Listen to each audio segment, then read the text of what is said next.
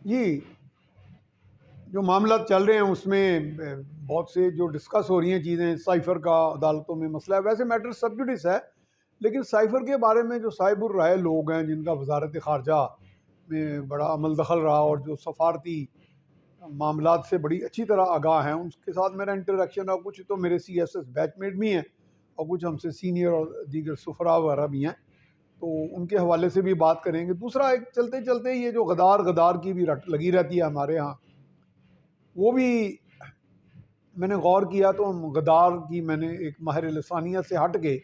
ازراہ تفنن ایک مزاحیہ سی ایک اختراع کی ہے، اور اس کے ساتھ ساتھ جب ہم یہ باتیں کریں گے تو سیاسی میدان سجا ہے، اس وقت بلاول بھٹو میدان میں ہیں، لاہور سے وہ بھی الیکشن لڑ رہے ہیں، ان کے اندر وہ کرشمہ ساز شخصیت کا وہ عکاسی دکھائی دیتی ہے جو ان کے نانا اور والدہ میں تھی،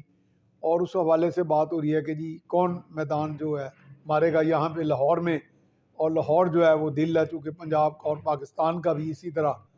تو اس کا ریپل ایفیکٹ، خیر اس میں ریپل ایفیکٹ کیا ہونا ہے، ڈیمانسٹریشن جو ایفیکٹ ہونا ہے وہ تو چونکہ بھیا کے وقت پورے ملک میں انتخابات ہونے ہیں، یہ بھی ساری بات کر لیں گے۔ تو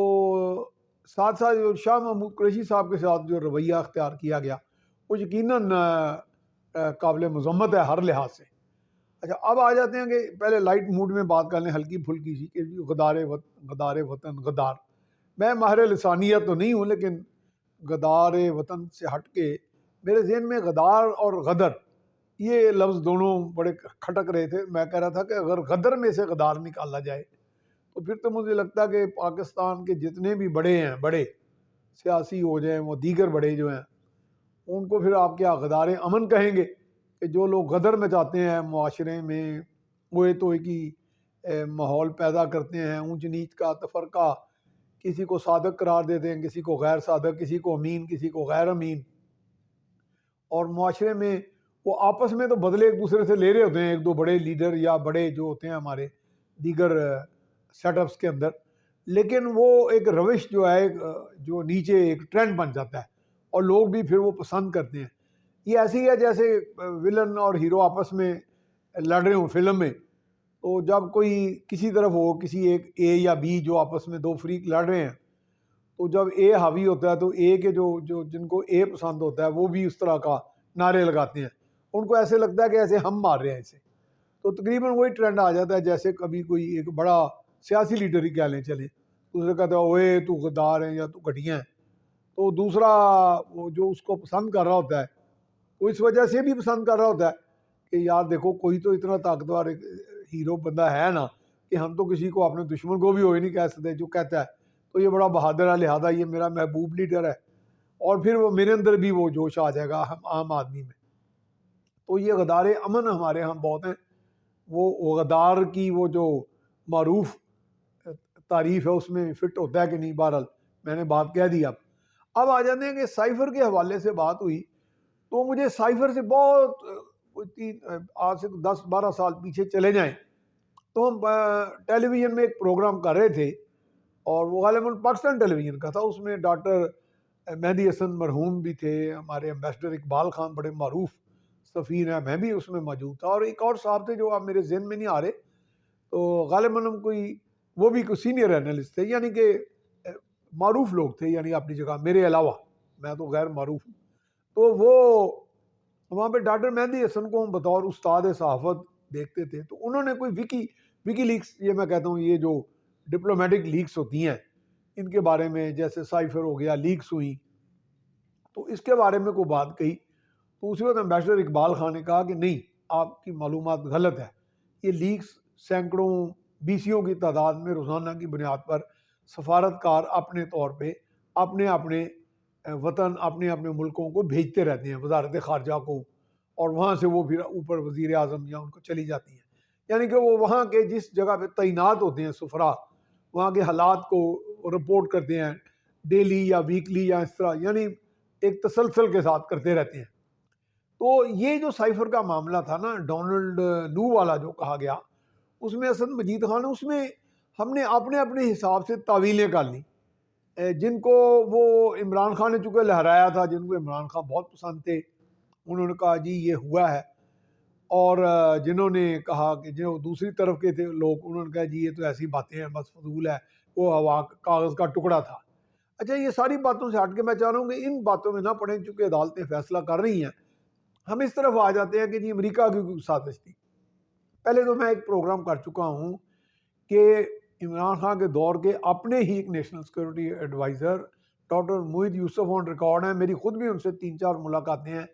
جن میں ایک سلیکٹڈ 7-8-10-9 ایڈیٹر رینک کے لوگوں کی گورنر ہاؤس میں اور دیگر، اور زوم کانفرنس بھی ہماری چلی آپس میں، اور انہوں نے برملا یہ کہا تھا اور عمران خان کے سائفر لہرانے سے چند دن پہلے کہ ہم سے امریکہ نے کوئی اڈے نہیں مانگے۔ اب وہ مانگتا ہے یا نہیں مانگتا، مانگتا رہتا ہے وہ، یا کبھی مانگتا ہے کبھی نہیں بھی مانگتا، اس کے پاس متبادل روٹس بھی ہوتے ہیں، گو کہ وہ مہنگے اور مشکل پڑتے ہیں، لیکن یہ ہے کہ یہ ہوتا رہا ہے، اس میں کوئی شک نہیں۔ اب یہ ہے کہ عمران خان سے کوئی تقاضا نہیں کیا گیا تھا اڈے مانگنے کا، ہاں البتہ انہیں سوال کیا گیا، وہ بھی ایک بہت بڑا چینل نہیں ہے، چینل تو وہ معروف ہے لیکن وہ ایک سیاسی یا کرنٹ افیئرز کا بڑا چینل نہیں ہے، یا نیوز چینل کہہ سکتے ہیں، امریکی یا غیر ملکی یا مغربی چینل HBO، وہ دوسرے طرز کا چینل ہے جس کو انٹرٹینمنٹ یا دیگر کیٹیگریز میں شامل کیا جاتا ہے۔ انہوں نے کہا کہ اگر آپ سے اڈے مانگے جائیں تو انہوں نے کہا جی ایبسلیوٹلی ناٹ، یہ ٹھیک ہے، ان کا ایک سٹینڈ تھا، وہ چاہتے بھی شاید یہی ہو، وہ کہ وہ جسے کہتے ہیں تو کہ ناواقف آداب غلامی ہے ابھی، تو وہ واقعی آداب غلامی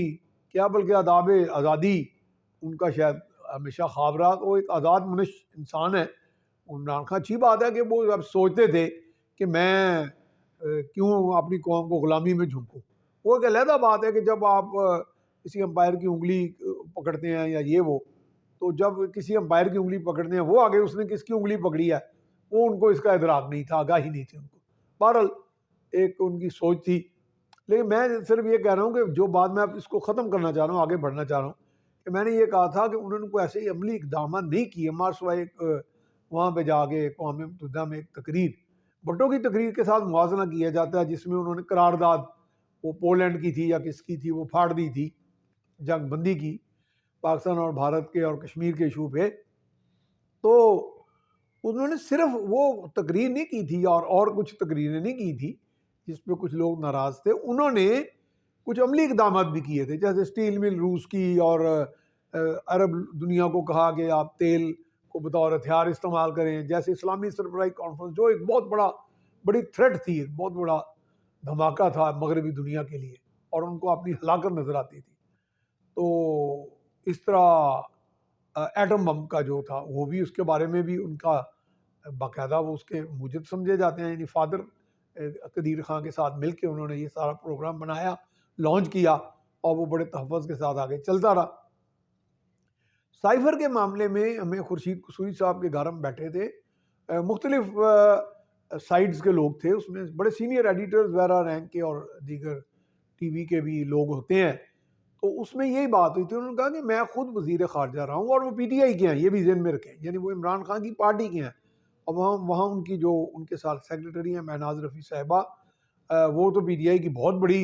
یعنی نون لیڈر ہیں اور بڑی PTI لور ہیں، ٹھیک ہے اچھی بات ہے، ہمارے لیے بڑی محترم ہے وہ، اور اپنی رائے ہوتی ہے سب کی کسی کے بارے میں،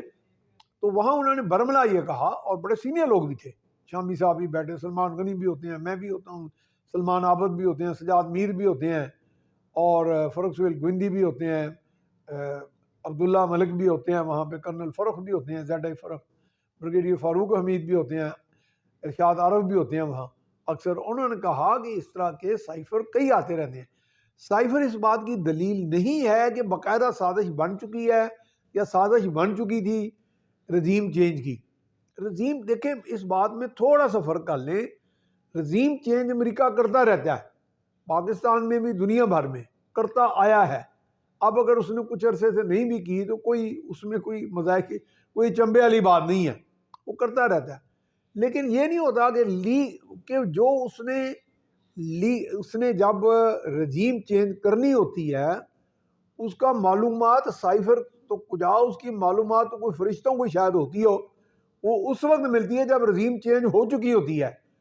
یہ نہیں ہوتا کہ پہلے لیک آ گئی پھر رجیم چینج ہو گئی۔ اور خدا کے واسطے اتنا بولا تو کوئی بھی دنیا کو، وہ ملک جو دنیا میں رجیم چینج، قتل عام، سازشیں، بغاوتیں، عدم اعتماد اور پتہ نہیں کیا کیا کراتا ہے. وہ اتنا بولا ہے کہ پہلے وہ لیک کرا دے، پھر وہ ہمارے سفیر کو بات بھی بتا دے، ہمارا سفیر آگے ہمیں بھی بتا دے، اور پھر وہ رجیم چینج کو عدم اعتماد کی شکل میں بھی کرا دیں. اس طرح نہیں ہوتا. پہلے وہ رجیم چینج کے لیے وہ تو ان کے جو سیکرٹ ادارے ہیں، خفیہ ادارے، سب سے معروف تو سی آئی ہے، لیکن سی آئی اے کے علاوہ بھی وہاں پہ بڑی سیکرٹ سروسز کافی موجود ہیں. جب وہ کسی بڑے سطح پہ وہاں پہ وہ اپنے ملکی مفاد، میرا ملکی نہیں یا کسی اور کا، جو اپنے ملکی یا اپنے امریکی مفاد کے لیے فیصلے کرتے ہیں، وہ اپنے سفورا کو، جیسے رابن رفیل کو انہوں نے مروا دیا ضیاء اللہ کے ساتھ، اور اپنے صدر کو، جان ایف کینیڈی کو، اور دیگر اور کئی قسم کی ہلاکتیں باہر کے ملکوں میں بھی انہوں نے کرائیں. تو ان کا بعد میں پتہ چلتا ہے جب کوئی سی آئی اے کا یا ان کے خفیہ ادارے کا ایجنٹ کوئی کتاب لکھتا ہے تو اس میں بھی تھوڑی مخصوص قسم کی آزادانہ اظہار رائے کر دیتا ہے. ایسے نہیں ہوتا، وہ تو آپ بھنک نہیں پڑھنے دیتے. یہی تو سیکرٹ سروس کا ان کا ایک کمال ہے. تو اس لیے یہ دونوں چیزیں بالکل متضاد ہیں. سائفر رجیم چینج، میری میں کہہ رہا کہ رجیم چینج کی ان کی خواہش نہیں تھی یا وہ نہیں کرتے، رجیم چینج وہ کرتے رہتے ہیں. لیکن میں صرف ایک منطقی بات کرنا چاہ رہا ہوں. منطق کوئی دلیل نہیں سمجھ آتی کہ وہ کیوں کرنا چاہتے تھے عمران خان کی رجیم. عمران خان کی رجیم کیوں چینج کرنا چاہتے تھے؟ وہ کون سا انہوں نے کام کیا؟ صرف ایچ بی او کو انٹرویو دیا کہ آئندہ اگر کبھی وہ مانگے، جبکہ ان کا سیکورٹی ایڈوائزر کا تھا آج تک مانگے ہی نہیں. جب تک انہوں نے ایچ بی او کو انٹرویو دیا تب تک تو انہوں نے مانگے ہی نہیں تھے. تو آنے والے وقت میں وہ دیتے نہ دیتے یہ بھی ان کو اطلاع ہوتی ہے تھوڑی بہت. وہ لوگوں کے مانیٹر کرتے رہتے ہیں ان کی حرکات و سکنات، اور وہ کے اندر سے وہ اپنے ساتھیوں، دوستوں، اپنی اہلیاؤں، اپنے اہلیہ یا کسی بھی قریبی معتمد کو جب کوئی بات کرتے ہیں تو وہ سارے لیڈرز ہمارے کرتے ہیں. بعض کا ڈرائیوروں کے سامنے بھی بات کر لیتے ہیں. ہم رپورٹر لوگ جو ہیں، جرنلسٹ، وہیں سے تو خبریں لیتے ہیں، اور کہاں سے آتی ہیں؟ تو ساری وہ لیکیج جو انفارمیشن اس طرح کی حاصل کی جاتی ہے تو وہ ان پہ کافی دسترس رکھتے ہیں یہ مغربی جو ادارے ہیں، خاص طور پہ ان کے جو خفیہ ادارے ہوتے ہیں. تو جیسے کہ انہوں نے محمد بن سلمان جو ہیں سعودی عرب کے، ان کے طیارے میں بات کی تھی پاؤں پہ پاؤں غصہ کر کے کہ یہ اپنے آپ کو سمجھتا گیا محمد بن سلمان، اس کا بھی قذافی جیسا اشر ہونا ہے. تو وہ وہاں جا کے انہوں نے باقاعدہ ٹیپ پیش کی تھی ہمارے ایمبیسڈر کو یا کسی سینئر کو ہمارے، کہ جناب یہ وزیر اعظم صاحب آپ کے، اور انہوں نے جہاز وہیں سے واپس امریکہ سے منگوا لیا تھا. تو یہ ایسے نہیں منگوا لیا تھا کوئی شوقیہ ہی، یہ باقاعدہ واقعات ہوئے تھے. لیکن چونکہ اب لوگ ماننے کو تیار نہیں، تو ہمارے پاس اوتھینٹک خبر آئی تھی، ہم نے کہہ دی. تو یہ چیزیں تھی کہ سائفر کا معاملہ صرف اس چیز سے جوڑیں کہ سائفر اگر آتا بھی اس چیز کا، یا اس کی اطلاع یا کوئی لیک آتی خفیہ، یا کوئی کتاب کی شکل میں اس کا انکشافات آتے، تو رجیم چینج کب کی ہو چکی ہوتی ہے، اور کئی سالوں کے بعد آتے، یا کئی مہینوں یا کئی ہفتوں کے بعد آتے. یہ نہیں کہ پہلے سائفر آ گیا اور ساتھ ہی رجیم چینج آ گئی. یہ نہیں ہوتا.